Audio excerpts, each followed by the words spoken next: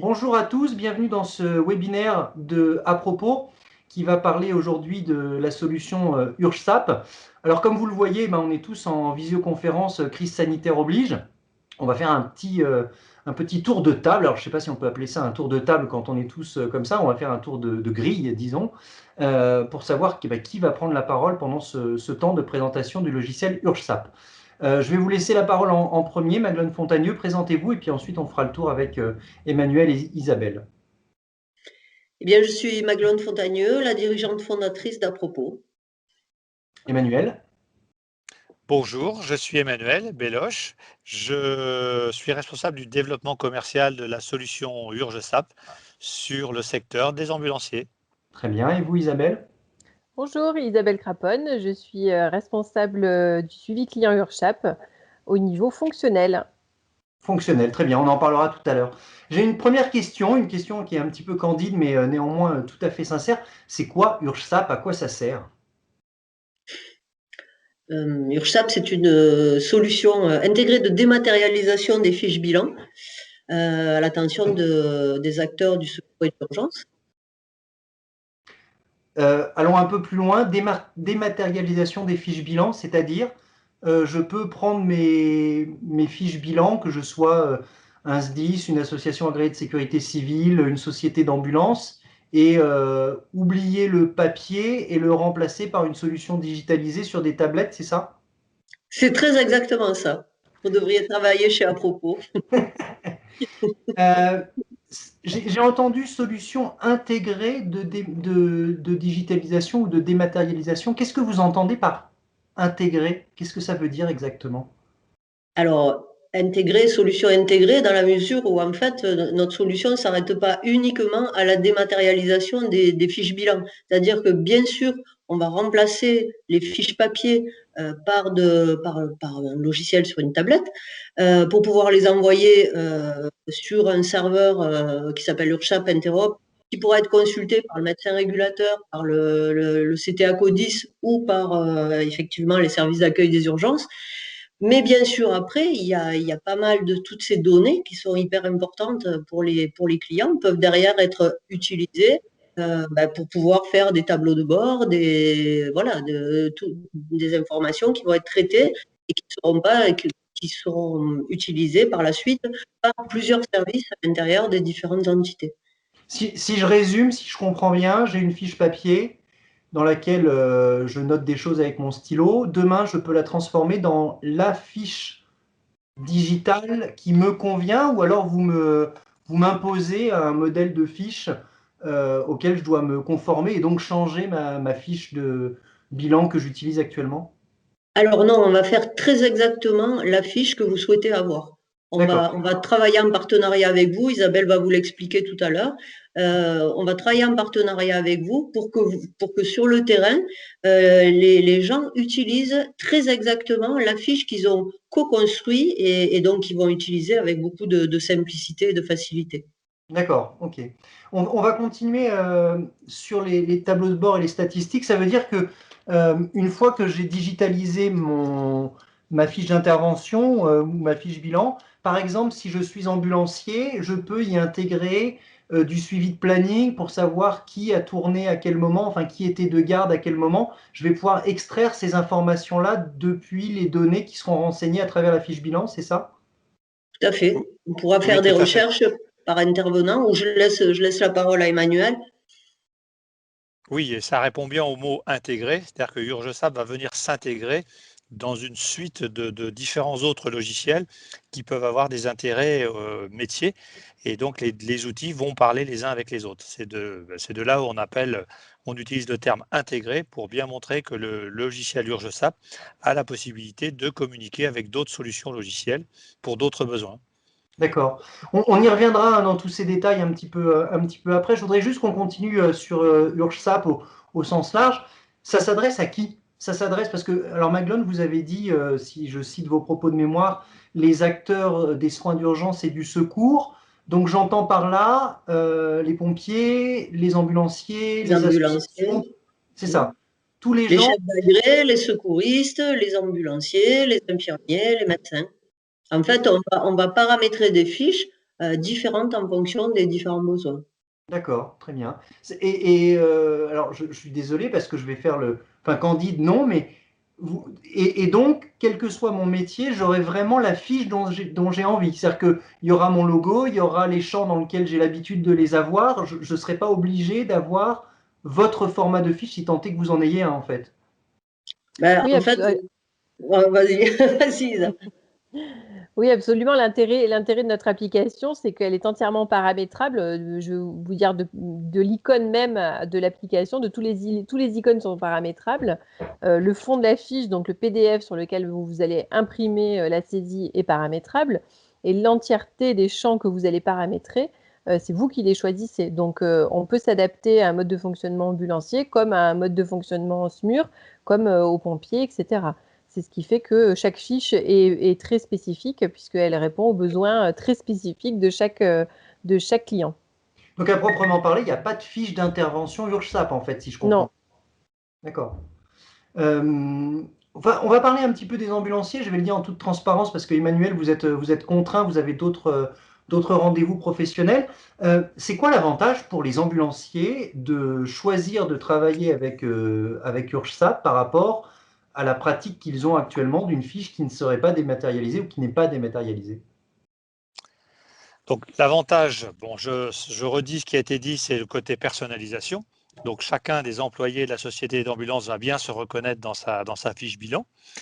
Et on va avoir une numérisation de l'information, une traçabilité de l'information, de la transmission de la mission par le SAMU jusqu'à l'hôpital qui pourra intégrer la donnée qui a été saisie par l'ambulancier. Et un autre avantage important pour la société d'ambulance, c'est que le support sur lequel elle va renseigner les informations, que ce soit tablette, que ce soit smartphone, le support, alors selon un minimum de recommandations bien évidemment, pourra être choisi par l'ambulancier en fonction d'autres logiciels qu'il voudra installer dessus. C'est-à-dire qu'on n'impose pas le support sur lequel on positionne l'application UrgeSAP. Ah, donc vous ne fournissez pas les tablettes, mais alors en plus, si j'ai déjà mon logiciel d'alerte sur mon smartphone ou sur ma tablette, comme vous le disiez, hein, aux recommandations près, je vais pouvoir installer UrgeSAP en plus sur ce téléphone, enfin sur ce smartphone ou sur cette tablette, c'est ça? Tout à fait. Que vous D'accord, soyez sur Apple ou sur Android, le système est complètement compatible. d'accord, très bien. Toujours pour les ambulanciers, vous avez dit que la donnée, elle était disponible, enfin, intégrée dès l'alerte. Ça veut dire que vous interagissez avec les différents partenaires à la fois en push et en pull, c'est-à-dire que vous récupérez potentiellement des données d'alerte et vous les intégrez, vous les préenregistrez dans une fiche d'intervention, c'est ça? Tout, tout à fait. Nous avons un travail d'interfaçage. Donc, si la société d'ambulance récupère déjà la donnée numérique de la part du SAMU, nous avons la possibilité de la récupérer pour pré-remplir les fiches bilan de l'ambulancier qui sera sur le terrain. D'accord, ça veut dire que quand j'arrive sur mon intervention, bon, pour peu que la donnée soit correcte, parce qu'on sait très bien que sur des ordres de départ, quelquefois il y a des données qui ne sont pas correctes, je vais me retrouver potentiellement avec mon adresse d'intervention déjà remplie, l'identité, le nom, le prénom du requérant déjà rempli, etc., etc. C'est ça? Tout à fait. Toutes Ok. les données qui sont déjà envoyées de façon numérique sur leur téléphone pourront être complètement intégrées dans UrgeSAP. D'accord. Mais alors, mais ça veut dire que vous êtes donc capable de prendre aussi en considération les spécificités. Enfin, j'ai entendu tout à l'heure, vous disiez que c'était complètement paramétrable. Je vais un peu plus loin. Ça veut dire que il n'y a pas que le visuel. Isabelle, vous mentionniez que le fond du PDF, les icônes, les champs étaient paramétrables. Ça veut dire que les informations que je récupère sont paramétrables également. C'est-à-dire que je ne suis pas, comment dire, je suis pas enfermé dans un framework de champs préexistants. Et puis si bah, moi j'ai un champ différent dont j'ai besoin pour ma société, je vais dire une bêtise, hein, la couleur de mon ambulance, pourquoi pas, ou je ne sais quoi, ça je peux le rajouter aussi dans ma fiche bilan digitalisée ou dans un autre formulaire digitalisé, c'est ça? Oui, tout à fait. Ok. Donc pour une société d'ambulance, on peut imaginer également que si c'est un groupe d'ambulances avec des sociétés différentes ou des affectations différentes, c'est le genre de choses que je vais être capable d'intégrer également et de prévoir, ce qui n'est pas possible a priori sur le papier ou difficilement possible, quoi. C'est ça, tout à fait. C'est l'intérêt du paramétrage très personnalisé. Ok.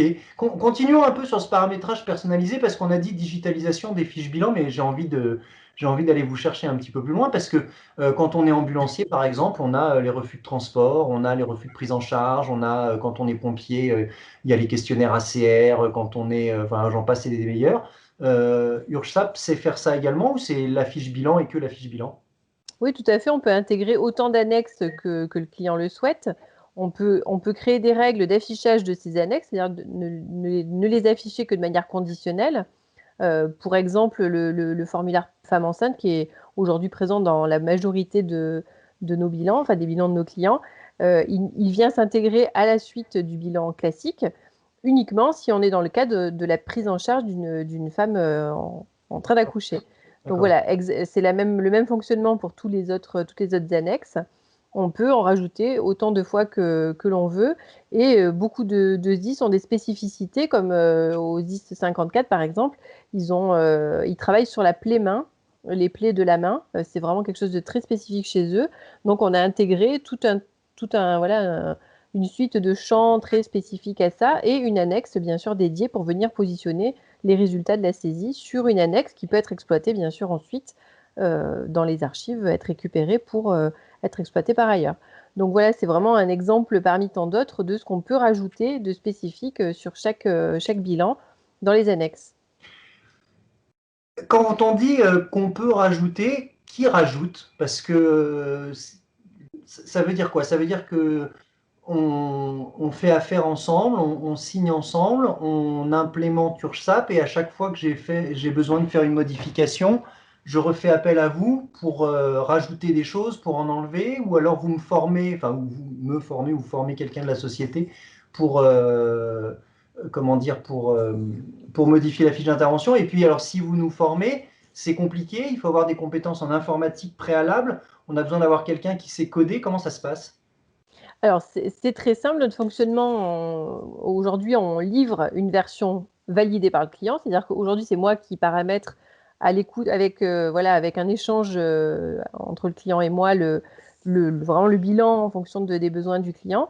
Je livre une version qui a été validée et à l'issue de cette première version validée, on met en place un transfert de compétences techniques et fonctionnelle qui permet au client d'être autonome complètement sur le paramétrage. C'est-à-dire qu'on fait certaines modifications ensemble. Je le guide pour prendre en main l'application et le paramétrage, en sachant que moi-même, je n'ai pas du tout de formation technique. Hein, je ne suis pas du tout issue du monde de l'informatique. Donc, c'est quelque chose d'assez logique. C'est surtout de la logique pour arriver à ensuite intégrer de nouvelles annexes, de nouveaux champs, modifier ce qu'il y a à modifier dans son bilan en étant autonome. D'accord. Emmanuel, alors peut-être que cette question est un peu déplacée. Vous avez déjà des clients ambulanciers, ils savent le faire, ça? Parce que les ambulanciers ne sont pas des grands techniciens de l'informatique, a priori. Alors, dans certains cas, ils savent le faire, mais la plupart du temps, ce sont des regroupements d'ambulanciers, hein, ce sont des ATSU, ce sont des groupements départementaux Mhm. qui ont, eux, déjà l'habitude de travailler avec des structures informatiques et ils peuvent déléguer cette partie-là à leur structure informatique. Ce qui est D'accord. important, c'est qu'ils aient une personne dédiée pour pouvoir faire ce chose et pour pouvoir faire ces modifications et surtout recevoir la bonne formation. Alors, dans certains cas, ça peut être un ambulancier s'il aime bien ce genre de choses, s'il aime bien l'informatique. Mais très souvent, il délègue ça à une société départementale qui gère ces parties-là pour eux. D'accord. Euh, au niveau des ambulanciers, pour rester sur ce focus, qu'est-ce que ça apporte aujourd'hui aux ambulanciers de digitaliser leur fiche d'intervention? Alors, ça apporte du gain de temps, ça apporte une réduction du nombre d'erreurs dans la saisie des données liées aux patients, et ça leur apporte surtout la possibilité de récupérer les données numériques qui sont maintenant un chemin presque incontournable imposé par les différents SAMU qui veulent eux aussi numériser toutes leurs solutions jusqu'à l'hôpital. Donc, ça leur apporte le fait de se conformer aux exigences des SAMU. Oui, d'ailleurs, Plus pardon, terminez, excusez-moi, Emmanuel. plus des gains de temps et puis des outils qui permettent de récupérer plus d'informations comme la photo, comme la possibilité de communiquer et d'échanger en visuel directement avec le médecin régulateur. Ah bah alors voilà, vous ouvrez une seconde question que j'avais pas en tête, mais je vais poser la première question que j'avais en tête quand même. Euh, on a dit tout à l'heure qu'on pouvait récupérer les informations qui arrivaient du SAMU, alors en l'occurrence le SAMU pour les ambulanciers pour avoir les informations de l'ordre de départ. Ça veut dire que ça va aussi dans l'autre sens, hein. Je crois que Maglone l'a un petit peu évoqué tout à l'heure, mais ça veut dire que les informations que je saisis dans mon bilan, elles sont transférables soit aux urgences, soit au SAMU, soit aux deux, soit à des tiers en fonction de qui en a besoin, c'est ça? Oui, tout à fait. C'est-à-dire que nous avons des plateformes où les sociétés d'ambulance peuvent mettre à disposition la donnée pour les différents établissements. Donc l'établissement destinataire, hein, c'est-à-dire que si j'envoie à l'établissement A, l'établissement B ne voit pas les informations qui lui sont destinées. Et je peux aussi l'envoyer au SAMU si le SAMU souhaite archiver toutes les données de la fiche bilan pour un suivi du début de l'intervention. Donc D'accord. les possibilités sont multiples. Je vais un cran plus loin et puis après on vous libère, il vous reste moins de 10 minutes. Vous avez dit photos. Jusqu'à présent, dans mes fiches bilan, je ne prends pas de photos, hein, je vous le dis tout de suite, j'ai jamais réussi à mettre une photo dans ma fiche bilan. Ce que j'entends, c'est qu'avec la solution d'URSSAP, vous intégrez la capacité à prendre des photos et donc j'imagine peut-être à intégrer d'autres éléments multimédia qui sont télétransmissibles également ou qui sont archivables, c'est ça? Tout à fait. Donc, la photo est l'outil qui est déjà utilisé largement. Ils peuvent prendre aussi des documents comme l'ordonnance du médecin traitant du patient qui sera transporté, mais aussi ils peuvent récupérer des données numériques d'appareils qui servent à monitorer le patient pendant le transport, comme des électrocardiogrammes ou comme différentes informations qui sont émises par ce type d'équipement et ce type d'appareil. D'accord, ok. Bon, j'ai plein de questions à vous poser puisque visiblement ça va un petit peu plus loin que simplement dématérialiser des fiches bilan, si je comprends bien. Emmanuel, vous pouvez rester avec nous. Je sais que vous avez cette contrainte. Je voudrais qu'on parle un petit peu d'à propos parce que bon, la dématérialisation de fiches bilan, ça peut être fait entre guillemets par n'importe qui, si tant est qu'il y ait une équipe qui tienne un petit peu la route. Qu'est-ce qui fait qu'aujourd'hui, si je m'engage avec URSSAP, je suis à peu près certain que dans 2-3 ans, je ne vais pas me retrouver, excusez-moi l'expression, le bec dans l'eau, parce que la société aura fermé, qu'il va falloir que je réfléchisse à une autre solution parce que ça ne marchera plus avec vous. La question est pour moi ou pour Maguelone? Je pense qu'elle est pour Macron. C'est plutôt pour Maguelone alors. D'accord. Alors, cette question, ça me fait un peu sourire parce que, en fait, à propos a été créé à propos il y a 33 ans et on me l'a beaucoup posé. On me l'a On vous beaucoup. l'a- on vous- Voilà. Mais et on continue à me la poser après 33 ans. Il me semble que les preuves sont faites. Bon, cela dit, en 21, là, en 21 mois, on a signé 21 URSSAF. On a eu une augmentation de 20, 25, 30% du chiffre d'affaires les dernières années. Donc, je pense qu'en matière de pérennité, il n'y a pas vraiment de soucis du côté financier, on va dire. Et il Mhm. y a encore moins de soucis au niveau pérennité d'URSSAF, puisque URSSAF il est finalement co-construit avec la trentaine de SDIS qui travaillent déjà avec nous, quoi. Voilà. D'accord. Euh, Co-construction, ça veut dire quoi? C'est-à-dire que les... Alors attendez, hop, excusez-moi. La joie. Co-construction, ça veut dire quoi? Ça veut dire que vous construisez avec vos clients. Vos clients sont aussi des prescripteurs de solutions, vous demandent, entre guillemets, d'intégrer telle ou telle fonctionnalité par rapport à leurs usages, par rapport à l'évolution de l'écosystème dans lequel ils évoluent. Ça, alors déjà, on les avait habitués à ça avec Medisap et avec FarmSap, hein, avec des clubs utilisateurs annuels où les gens formulent les demandes d'évolution pour la version suivante. Donc, on les avait déjà bien habitués à ça depuis des années. Mais là, avec URSAP, comme c'est un produit qui est récent finalement, on a encore accéléré ce processus en créant deux clubs utilisateurs, un club utilisateur annuel comme les autres et un club des experts où là, vraiment, on co-construit les développements avec les sites pilotes qui travaillent avec nous. Ça veut dire que demain, si on va parler des deux clubs indépendamment les uns des autres, je comprends que sur le club utilisateur, tous vos clients, entre guillemets, sont conviés, c'est ça, à un club utilisateur pour exprimer et écouter, exprimer leurs besoins et j'imagine écouter aussi un peu ce que vous avez à leur dire, non? Ben, écoutez, en fait, le matin, on leur fait la présentation de la nouvelle version, qui est le résultat des demandes qui ont été faites l'année précédente. À midi, on mange ensemble et l'après-midi, en fait, ils formulent les demandes d'évolution qu'ils souhaitent voir pour la version suivante. D'accord. Voilà. Ça, c'est le club utilisateur annuel normal. Et tous les clients sont invités par un groupe de 2 personnes, mais tous les clients sont invités. Après, le club des experts, c'est vraiment pour les gens qui acceptent d'être site pilote. Ça veut dire qu'ils sont site pilotes, ils peuvent avoir des bugs, ils peuvent avoir voilà, ils sont site pilotes. Mais le gros avantage pour eux, c'est qu'ils formulent leurs demandes et que toute l'année on travaille dessus avec eux. D'accord. Donc, à minima, club utilisateur. Donc, je vais Voilà. faire un équivalent avec un logiciel que je connais bien. C'est comme si Microsoft m'invitait chaque année pour dire voilà ce qu'on va mettre dans la nouvelle version de Word, dites-nous ce qui manque et on va le mettre l'année d'après, c'est ça? C'est ça. C'est assez rare quand même, c'est assez rare. Alors, par contre, Club Expert, donc à la différence de ce que Microsoft nous avait subir il y a quelques années en nous prenant tous pour des bêta-testeurs, là vous avez donc des clients volontaires qui acceptent de travailler avec vous et d'avancer avec vous pour élaborer des nouvelles versions. C'est ça également? Tout à fait. Et puis, non seulement volontaires, mais vraiment très demandeurs, quoi, hein. On les supplie pas du tout de travailler avec nous. C'est hyper intéressant pour eux, hein. D'accord, ok. Et pour nous aussi, hein. Pour nous aussi. Ce que je veux dire, ça doit alimenter dans le sens. C'est ça. D'accord. Du coup, on n'est pas des spécialistes, on n'est pas sur le terrain. Donc, c'est eux qui nous apprennent et on fait ce qu'ils nous demandent parce qu'on considère que ce sont eux les plus capables d'exprimer leurs besoins. D'accord, ok. Isabelle, vous l'avez un petit peu suggéré tout à l'heure, vous accompagnez les clients lorsqu'ils déploient la solution URSAP. Comment ça marche? Expliquez-moi un petit peu plus. Aujourd'hui, j'ai ma fiche d'intervention. Demain, j'aimerais digitaliser cette fiche. Enfin, j'aimerais arriver à une version digitale de cette fiche d'intervention. Comment ça va se passer pour moi, ou pour mon entreprise, ou pour mon SDIS?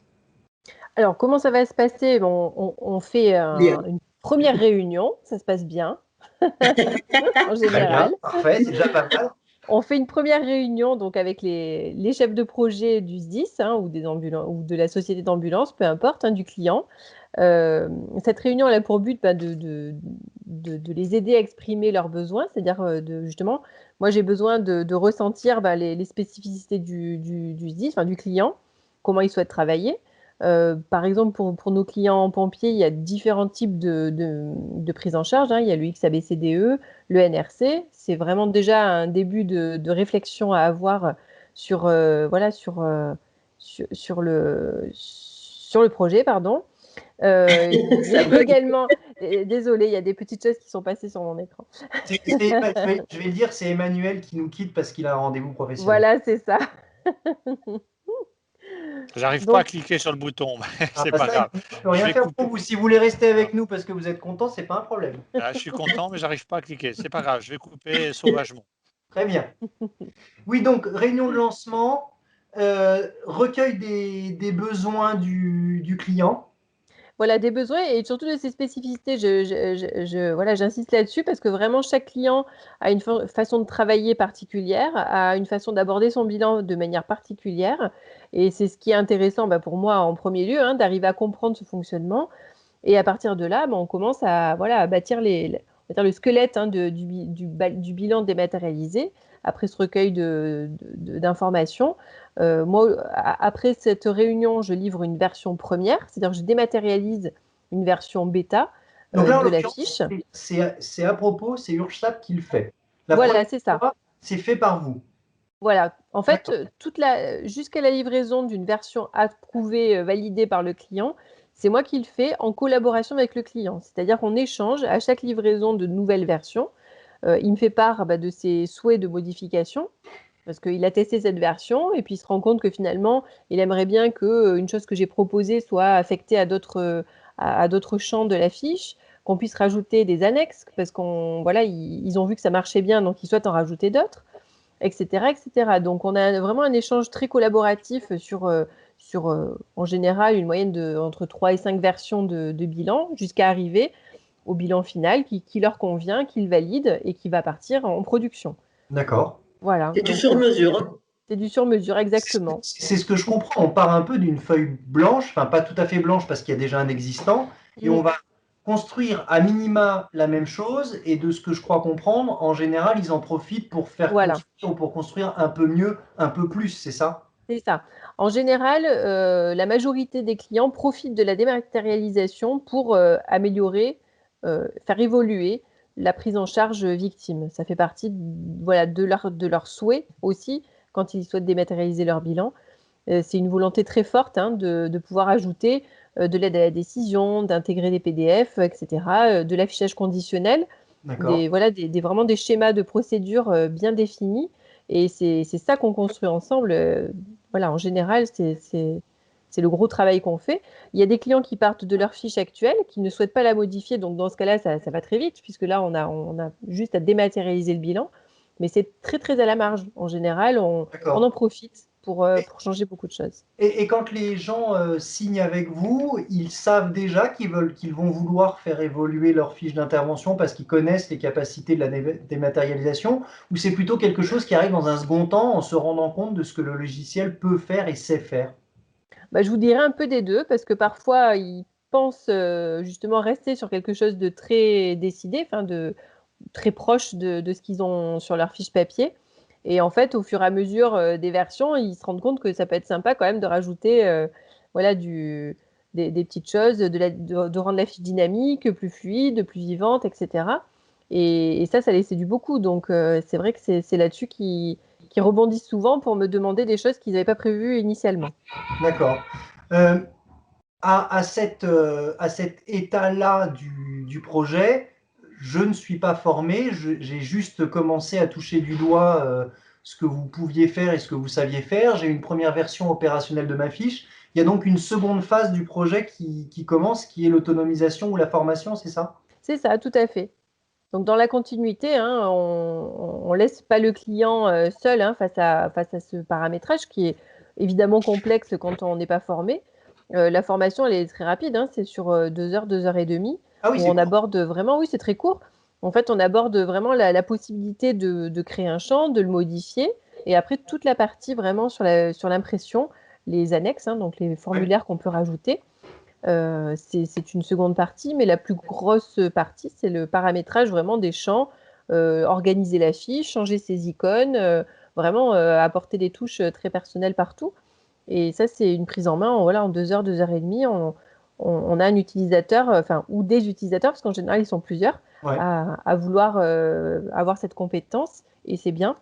Avec souvent une très bonne répartition entre les services informatiques et les fonctionnels, qui marche très bien, un très bon travail d'équipe qui permet justement d'avoir cette multi-compétence et de pouvoir gérer tous les aspects de la fiche. Justement, on a parlé un petit peu, enfin vous l'avez évoqué, infrastructure technique. Alors je vais me mettre du côté utilisateur. C'est quoi? C'est une interface, c'est un logiciel à installer sur un poste de travail, c'est un logiciel, enfin c'est une interface, un logiciel web. Comment ça se passe? Enfin, j'ai des contraintes. En gros, j'installe URSAP, l'interface de personnalisation d'URSAP, je l'installe sur un ordinateur et c'est l'ordinateur qui est dédié à ça, ou c'est quelque chose qui est potentiellement distribuable à travers un réseau local ou un réseau... Non, c'est potentiellement distribuable. Le module administrateur est accessible à tous ceux qui ont ce droit. Et ça fait partie des autorisations à définir lors d'une autre formation, de notre transfert de compétences, plus axé justement sur l'interface administrateur. On définit qui a accès à ce paramétrage et ces personnes peuvent être 1, 2, 3, 4, plusieurs à avoir accès à ce module-là et pouvoir effectuer des modifications dans leur bilan. Donc typiquement, enfin, je parle de ça parce qu'on est coincé chez nous depuis déjà quelques mois. C'est pas parce que je suis pas dans ma société d'ambulance, dans mon SDIS, dans je ne sais quelle structure, que j'ai pas accès à la fiche à l'interface de paramétrage. Je peux donc faire évoluer ma fiche d'intervention d'où que je suis en fonction des autorisations qui m'ont été données au préalable. Oui, voilà, tout à fait. Il faut que le SDIS, bien sûr, autorise la connexion à l'extérieur, mais bien évidemment, si cette connexion est autorisée, l'accès à URSAP l'est aussi. D'accord, ok.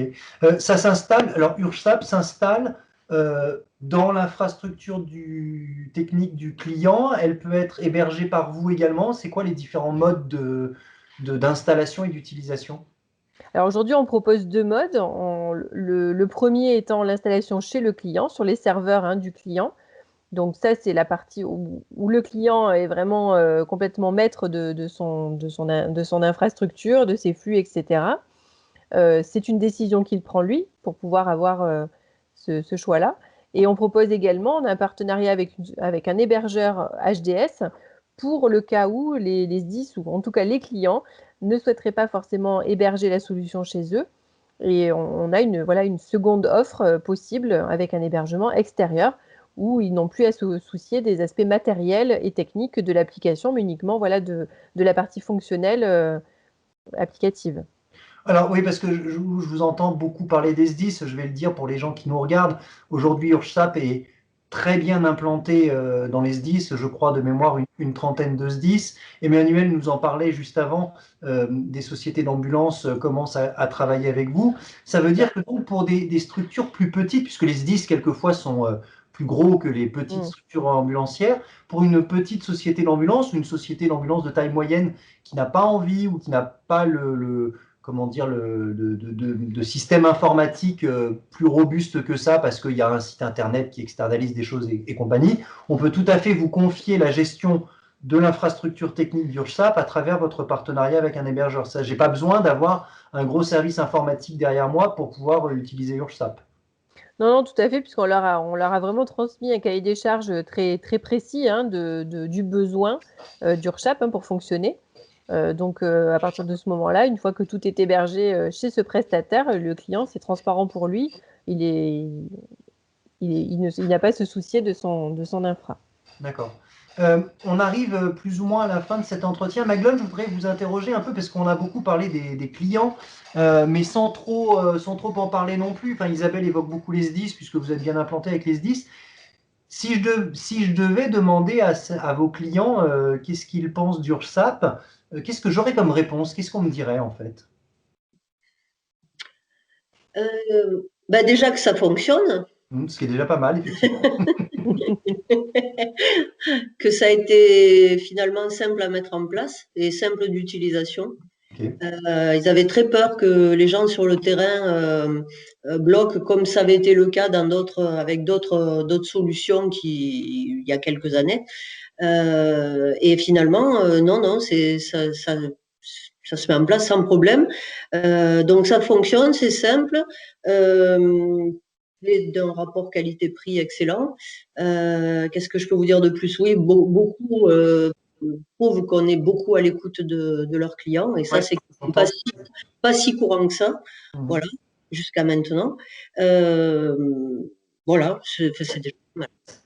Ça tombe en panne, c'est une question peut-être un petit peu bête, mais quand on parle d'informatique, quelquefois, comme on dit, un chat échaudé craint l'eau froide. Ça tombe en panne, URSAP, ça peut ne pas marcher, c'est-à-dire que quand on clique sur l'icône, il ne se passe rien. Je peux laisser répondre Isabelle parce qu'elle a plus les clients en après-vente. Mais moi, de ce que les informations qui me remontent, c'est plutôt des problèmes de type j'ai oublié mon code PIN, la tablette est déchargée, voilà, c'est plutôt des choses comme ça que le logiciel lui-même. Voilà, mais je peux laisser compléter Isabelle. Oui, tout à fait. Aujourd'hui, on a en effet de nombreux clients en production. On n'a pas eu à ce jour, et je l'espère qu'il n'y en aura jamais, de plantage, comme on peut dire, majeur. Aujourd'hui, ça fonctionne. En effet, les seuls dysfonctionnements qu'on rencontre, c'est des problèmes d'infrastructure, des problèmes de connexion, qui sont très indépendants de nous. C'est des problèmes, on va dire, inhérents à chaque application aujourd'hui. Après, évidemment, nous, on est disponible, on n'est pas exempt de bugs. Ça nous arrive aussi d'avoir, il peut y avoir des erreurs dans notre application. On les corrige très rapidement. Ça fait partie aussi des points forts que je pourrais rajouter à ce qu'a dit Maguelone, c'est que on est très réactif sur les remontées de dysfonctionnement. C'est patché rapidement, c'est livré rapidement. Voilà, aujourd'hui, c'est les seuls dysfonctionnements qu'on a, c'est des petites choses à la marge, en effet, qui peuvent remonter chez nous. Et donc, en plus, ce sont des petites choses. Enfin, et il y a bien deux couches. C'est-à-dire qu'il y a la couche de personnalisation et puis le cœur du logiciel. Sur la couche de personnalisation, vous accompagnez aussi les clients lorsqu'ils sont en production, si jamais ils n'arrivent pas à faire quelque chose ou ils ont oublié, comment ça se passe? Oui, bien sûr, on les laisse jamais tout seuls. Je reçois régulièrement des mails sur notre boîte SAV avec une question sur un paramétrage d'un champ où ils ont des doutes sur le fait que ça puisse marcher de la façon dont ils l'entendent. Donc, bien sûr, on est à l'écoute, on répond autant sur la partie fonctionnelle, sur le paramétrage, qu'au niveau installation, réseau, etc. On ne laisse pas le client tout seul, on est présent. D'accord. Les clients, pour terminer, combien de clients vous avez aujourd'hui? C'est quoi l'implantation d'URSSAP aujourd'hui? Alors, en France, peut-être ailleurs qu'en France, enfin, c'est quoi l'implantation d'URSSAP? Isa? Maglone, vous voulez Non, pas? c'est toi ceux qui les suivent en production, tout ça. On parlait de. Bon, on a une trentaine de clients URSSAP, sachant que certains ont les fiches bilan secouristes, les fiches bilan 3SM, et puis d'autres ont uniquement, mais de moins en moins maintenant, puisque tout se passe petit à petit aux fiches bilan dématérialisées, ont aussi le URSSAP module de base, évaluation des pratiques professionnelles.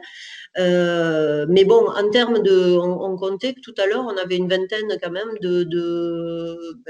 d'URSSAP pour les fiches bilan dématérialisées, pour les chefs d'agré et pour les secouristes et également pour les infirmiers et les médecins. D'accord. Aujourd'hui, avec une implémentation majoritairement SDIS, mais ce que j'entends là, c'est qu'il n'y a pas de raison que l'URSSAP ne puisse pas se développer et se déployer sur d'autres typologies de clients qui ne sont pas pompiers. C'est ça, ça s'adresse pas aux pompiers, l'URSSAP, en fait. Alors, nous, historiquement, évidemment, on est présent sur le marché des sapeurs-pompiers, donc forcément, c'est là où on a le plus de facilité pour signer. Par contre, on a commencé à travailler avec les ambulanciers, notamment les ambulanciers de CSA 44 à Nantes, où en fait, comme le ZIS 44 avait signé avec à propos pour URSSAP, ils ont trouvé plutôt intelligent de travailler avec nous, de personnaliser les fiches et de travailler avec nous pour que le SAMU 44 puisse avoir le même type de fiches qui arrivent et travailler en très très bonne intelligence. Alors là, je leur tire mon chapeau, en excellente intelligence avec SAMU, SDIS et ambulancier. C'est extraordinaire. Voilà. Sachant encore une fois que, je mets des guillemets, si les gens ne sont pas intelligents pour travailler ensemble, URSSAP va être capable de s'interfacer avec d'autres systèmes que URSSAP, en fait. Oui. Oui, bien sûr. Ah oui. Je pose la question. On a bien été obligé, oui, oui. Ça, alors attention, j'ai dit intelligent entre guillemets, je voudrais pas qu'on méprenne mes propos, mais en tous les cas, pour des acteurs qui auraient des contraintes informatiques autres et qui ne pourraient pas quitter leur solution, ça pose pas de problème majeur à URSSAP tant que tant que les interfaces sont ouvertes et qu'elles sont correctement définies, j'imagine, c'est ça? C'est ça. Ok. Très bien. Est-ce qu'il y a un point que j'ai oublié d'évoquer dans nos propos? Non, Ça, je ne pense pas. Alors moi, j'en ai quand même un dernier. Comment on fait pour vous contacter, URSSAP?